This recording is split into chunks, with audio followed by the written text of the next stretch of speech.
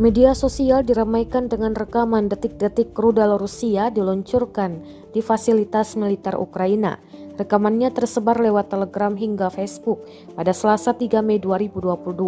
Dalam keterangan unggahan disebutkan, video tersebut adalah detik-detik kedatangan rudal jelajah X-59 di gudang angkatan bersenjata Ukraina.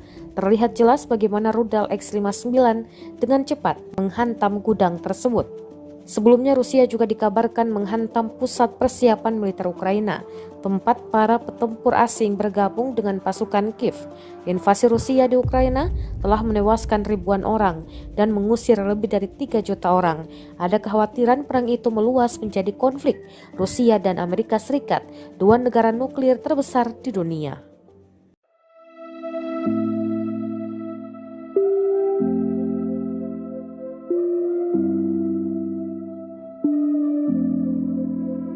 Terima kasih sudah nonton.